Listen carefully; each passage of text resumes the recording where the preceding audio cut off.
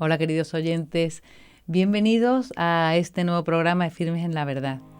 Tenemos al otro lado del Hangout a Teresa Gutiérrez de Caviedes, que es periodista y madre de familia.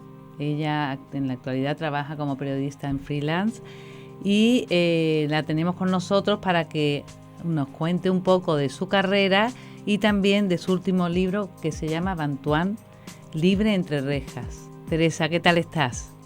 Buenos días. Qué bien tenerte con nosotros.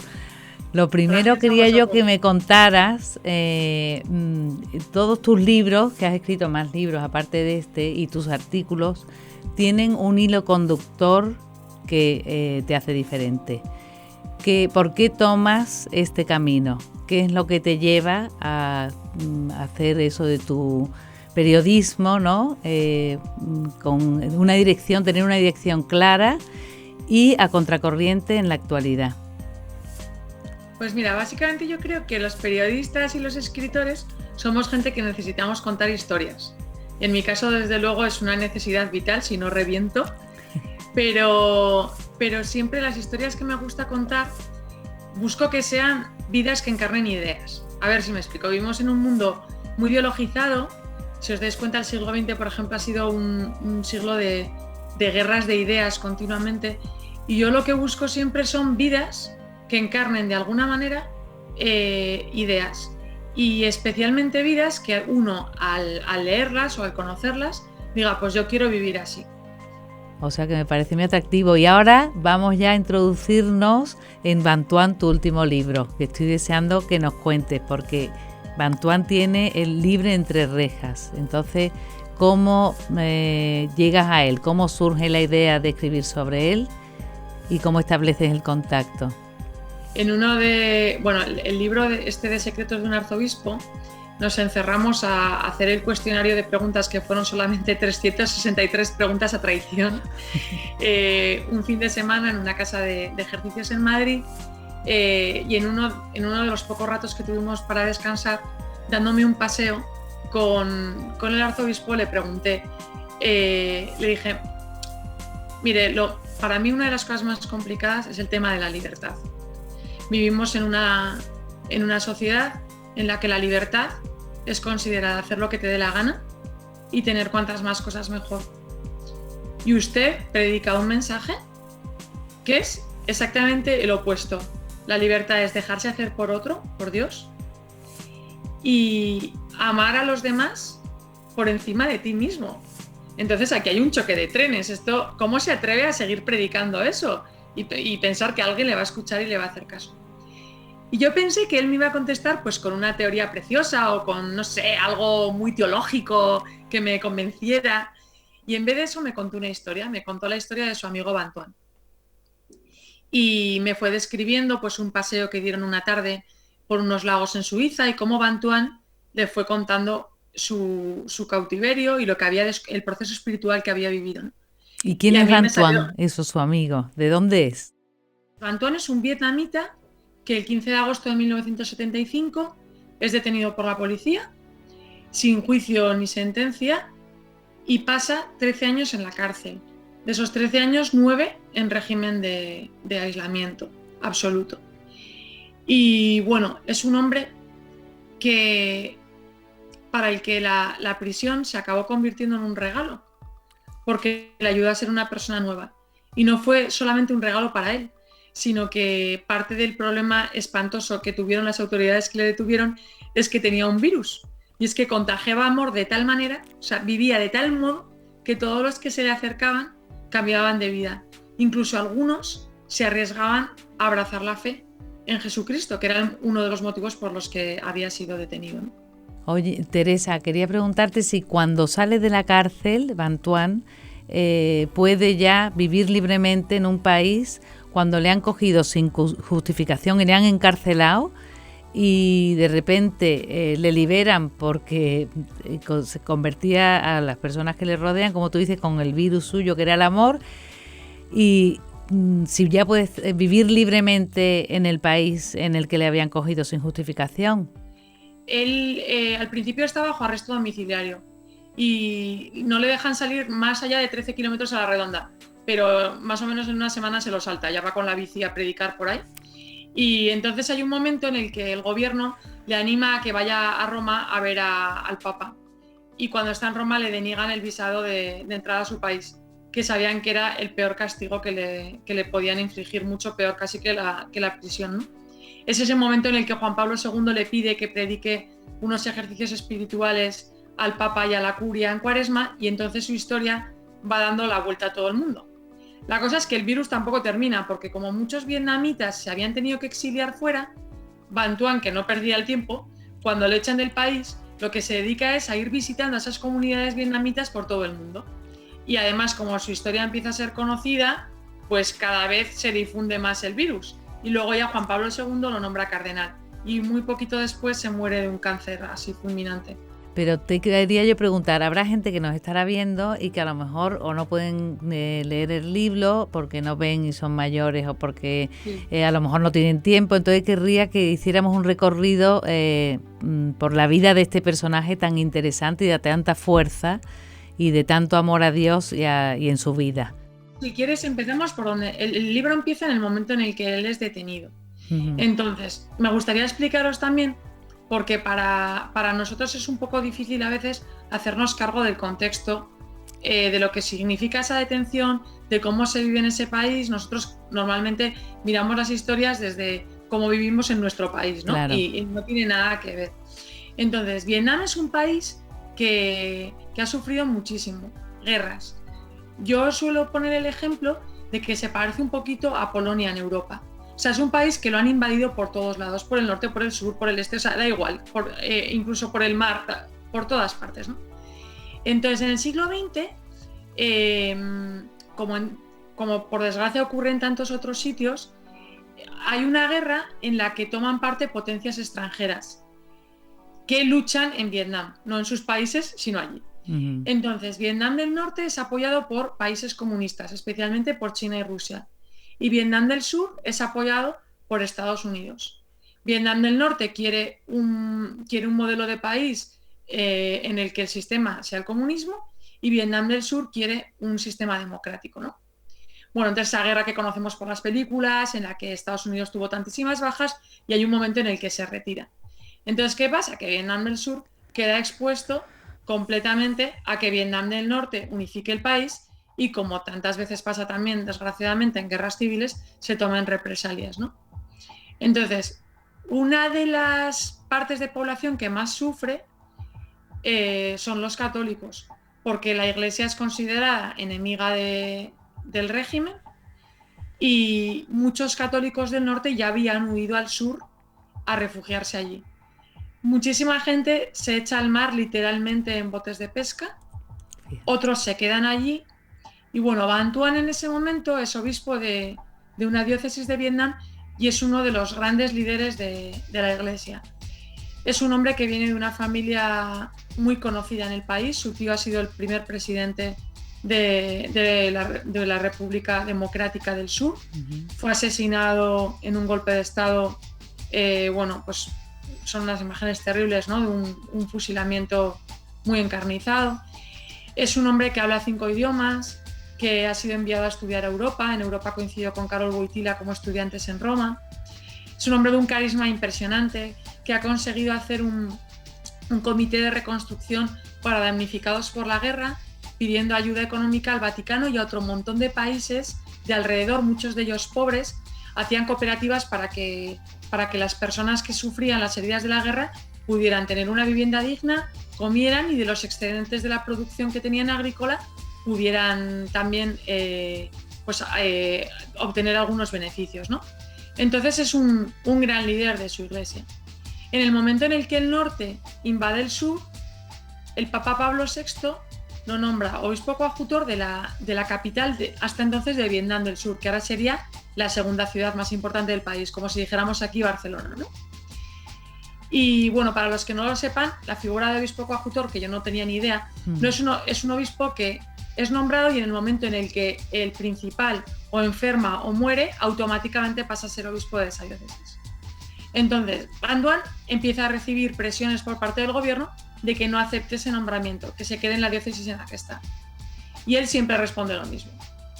que su misión no es política, Claro. que él tiene una misión espiritual, que el que le ha enviado es el Papa, que es su pastor, y que a donde le mande el Papa, él irá. Entonces, cuando llega a su diócesis, es detenido. Y luego otra cosa que me parece importante de explicar es con qué finalidad es detenido, porque también aquí nosotros tenemos la conciencia de guerra civil, que era aquí te pillo, aquí te mato, ¿no? O sea, si estabas en zona nacional y el de al lado era republicano, bastaba con que tuvieras un problemita con la linde de la finca para que lo mandaras fusilar y ya está. En este caso no. En este caso, como ha pasado en otros muchos países comunistas también, ¿no? La idea era detener a un líder de la Iglesia Católica porque necesitaban que firmara una confesión. Y con esa confesión demostrar. Era una confesión que era falsa. O sea, necesitaban que él dijera que había un complot del Vaticano y de Estados Unidos contra el nuevo régimen de Vietnam. Y así tenían un papel que acreditara que el gobierno iba a tomar una serie de represalias, ¿no? Entonces Bantuan es detenido con esa finalidad. Por eso no le pueden cortar la cabeza, las torturas que se utilizan son para que firmen la confesión, pero no puede morir, porque lo que hace falta es esa confesión.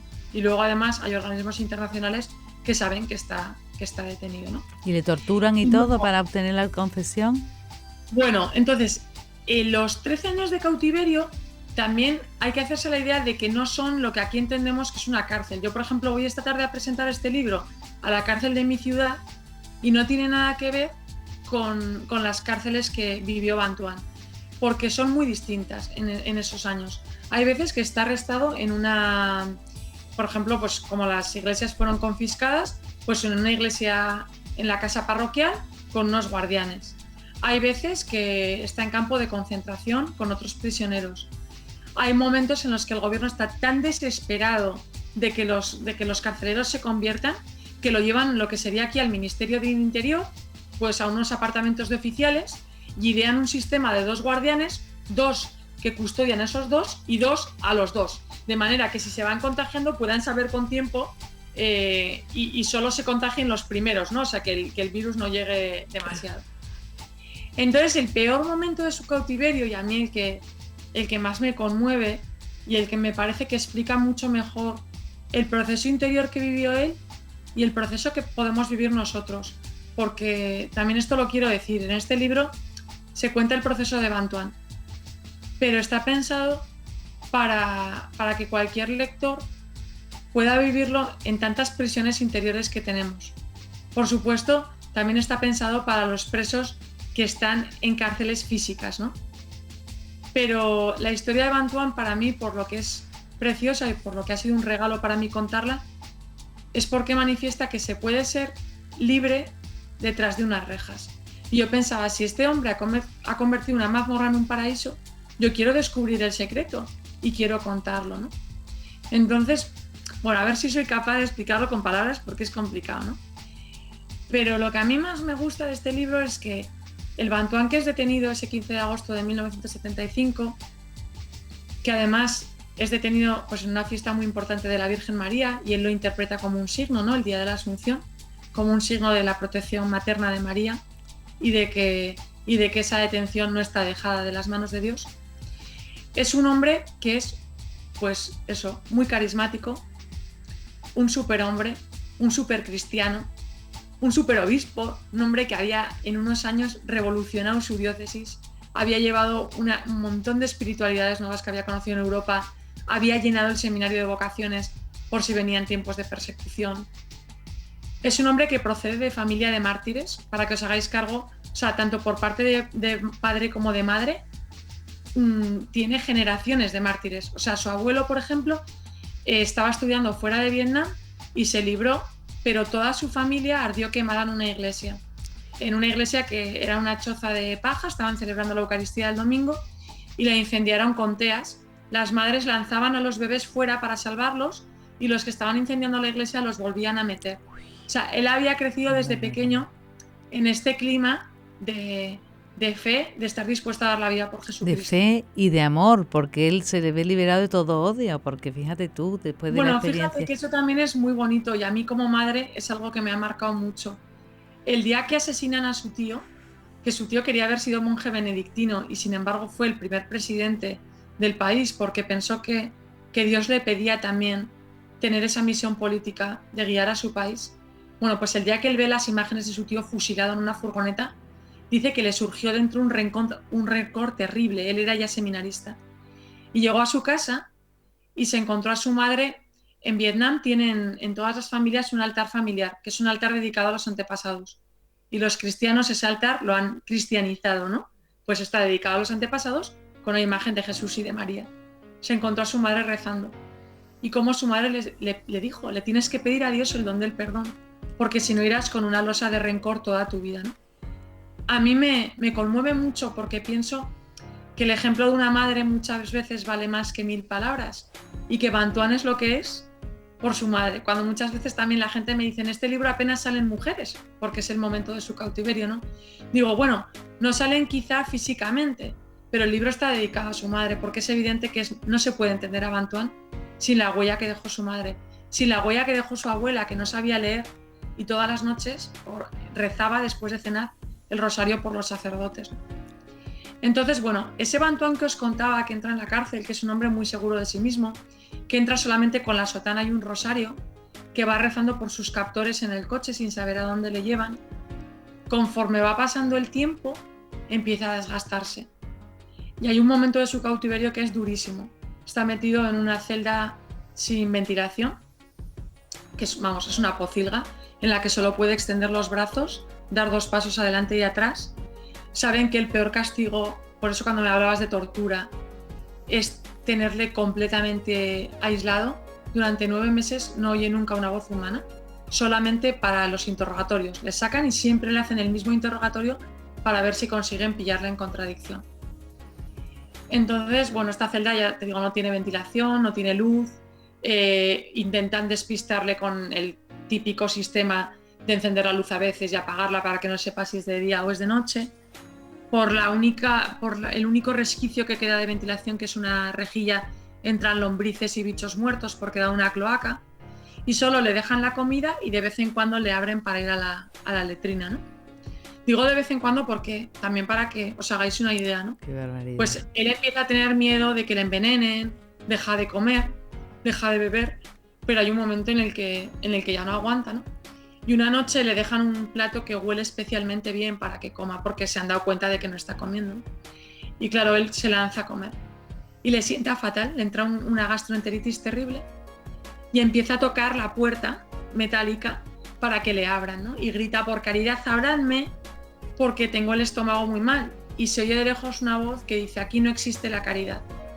Entonces, haceros a la idea de lo que es pasar una gastroenteritis una noche en una celda de las proporciones que os estoy diciendo, y que al día siguiente te saquen, habiéndote hecho todas tus necesidades, el vómito, todo, a ser interrogado, ¿no? O sea, es una situación de degradación humana total.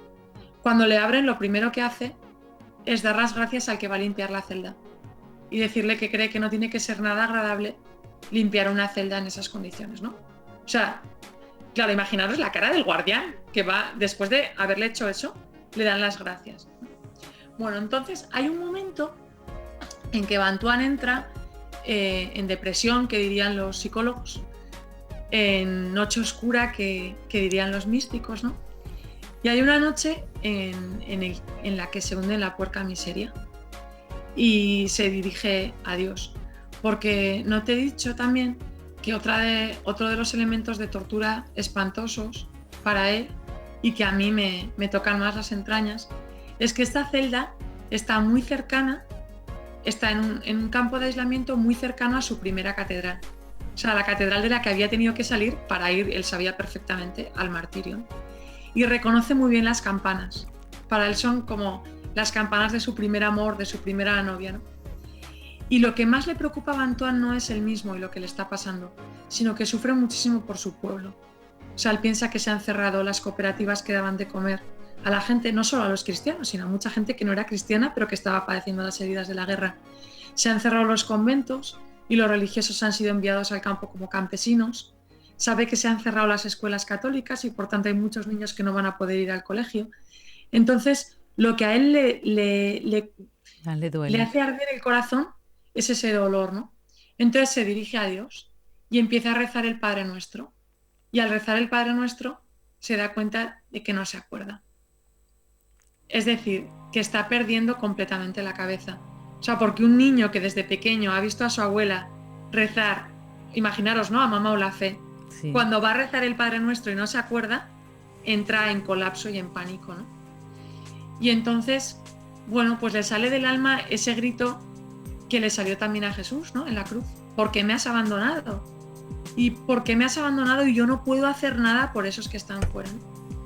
Y tiene un diálogo con Dios muy bonito. Él dice que oyó la voz de Dios en su corazón, que le dijo Francisco, que era su nombre de bautismo. Todas estas obras que has hecho son buenísimas. Y le va repasando, ¿no? Todo lo que ha hecho por Dios. Y son obras de Dios, pero ¿las hacías por Dios? ¿O las hacías solamente porque eran obras para Dios? Entonces la verdad es que a mí se me saltan las lágrimas cada vez que veo esa escena, aunque la he reescrito 1000 veces y aunque he rezado con ella 1000 veces, ¿no? Porque pienso, quizá mi madre también por eso me llamó Teresa. Yo le hubiera contestado como Santa Teresa. Señor, ¿me preguntas eso? Pues ya entiendo por qué tienes tan pocos amigos, ¿no? O sea, que el pobre hombre estaba allí en una pocilga. Y sin embargo, él le contesta con mucha humildad. Le dice, pues, Señor, yo creo que te buscaba a ti, que buscaba a Dios. Pero muchas veces me quedé en el éxito de esas obras. Y a partir de ahora, ya no me voy a preocupar más. Tú eres Dios, tú eres omnipotente, tú lo puedes todo, y a ti me abandono completamente. Y por tanto voy a dejar de sufrir por lo que pase porque está en tus manos. Y ahora que ya no tengo nada, es cuando lo tengo todo, porque te tengo a ti, ¿no? Entonces, a partir de entonces ese cautiverio cambia mucho. Bantuán lo vive de una manera totalmente diferente. Cuando le toca estar en un barco con 1500 prisioneros, que debía de ser aquello como el infierno, dice, esta es mi catedral. Cuando le toca estar en un campo de concentración y consigue clandestinamente trocitos de pan y consagra las hostias y se van repartiendo por los barracones y hacen adoración, pues dice, este es mi templo, ¿no? Cuando le toca volver a estar aislado y piensa que puede volver a perder la memoria, que puede volver a perder, incluso que puede apostatar del Señor porque no sabe qué va a ser de su cabeza, él está muy tranquilo porque está en manos de Dios. Y a mí me parece que esa es la experiencia que podemos vivir todos, ¿no? Eso es lo que yo quiero ir a contar a la cárcel. Eso es lo que yo también personalmente experimento en mi vida. O sea, yo tengo una enfermedad crónica y paso temporadas en las que necesito completamente que el cuidado venga de fuera, ¿no? Y para mí esto ha sido un gran descubrimiento, porque pienso que Bantuán podía hablar de la prisión como un regalo, pues yo también puedo hablar de la enfermedad como un regalo. O sea, yo he descubierto que en esos momentos de desposesión absoluta es cuando le puedes dejar a Dios que sea verdaderamente omnipotente, y es cuando te llena un amor que no se puede explicar y que te da alas y que, no sé, yo pienso, pues es parecido a cuando quieres subir a un piso muy alto y subes por la escalera y no sabes que existe ascensor. Bueno, pues el amor de Dios es ese ascensor que te sube, ¿no? O sea, que te sube mucho más allá de lo que tú puedes subir por unas escaleras. Y es lo que a mí me gustaría, pues que los lectores de este libro descubrieran. También les pido a todos, ¿no? En las presentaciones, en los ecos que me van llegando de lectores, pues que sean embajadores de esta historia. Especialmente que la lleven, o sea, que no dejen este libro en una estantería, que lo lleven a las personas que sufren depresión, a las personas que sufren enfermedades, a las personas que sufren soledad, a quienes están presos, porque realmente esos son los preferidos de Dios y esos son los que el Señor está esperando, o sea, son como imanes que atraen de una manera especial su misericordia, ¿no? Y en los que quiere volcarse y en los que quiere llegar a decirles, mira, esta situación de sufrimiento extremo, esta situación terrible que estás pasando, se va a convertir para ti en un regalo. Teresa, no sé si fenomenal. Y además justo hemos llegado al tiempo que teníamos y vale, pues ha sido precioso y desde luego nos encanta, y yo creo que vamos a comprar el libro no es por decirte que vas a vender, sino por llevar lo que tú dices, ese mensaje. Yo no vivo de esto, ¿eh? No, pero es por... Yo vivo de esto y me encanta decirle a la gente que lo compre, que lo regale, porque esto para mí es un regalo, o sea, claro. Sí, digo, cualquiera que conozca el mundo editorial ya sabe cómo funciona. Es que a mí me da igual. Claro. O sea, esto lo importante es que esta historia el mensaje. llegue a mucha gente, ¿no? Muy bien. Y luego también que sepáis, pues eso, que hay muchos presos, muchos enfermos rezando por los lectores, ¿no? O sea, y que también o sea, que yo entiendo que un libro no cambia un corazón, pero la fuerza de la oración y todo el amor de Dios que hay detrás de ese libro sí que puede cambiar muchos corazones. Por eso, claro que os animo a que lo compréis, a que lo regaléis. Claro, muy bien. Oye, pues muchas gracias por tu tiempo. Gracias a vosotros por dar también difusión a esta historia. Eso. Y desde luego le vamos a dar difusión. Pues hasta otro momento, hasta otro día. Gracias. Y gracias a ti, Teresa. Adiós, un saludo. Pues nada, desde luego a mí me ha picado para comprarme el libro, no por el beneficio material, sino por todo lo que nos va a aportar. Y además que hay seguro a nuestro alrededor alguien mayor, alguien que en las circunstancias que Teresa decía, y que con la fuerza de ese mensaje puede ser muy beneficioso, te enriquece, te alegra, te hace estar libre, aunque tengamos una cárcel de salud o en la cárcel de cualquier pues eso, manera de vivir, que te ves que estás que te tiene enganchado, ¿no? En vez de estar liberado.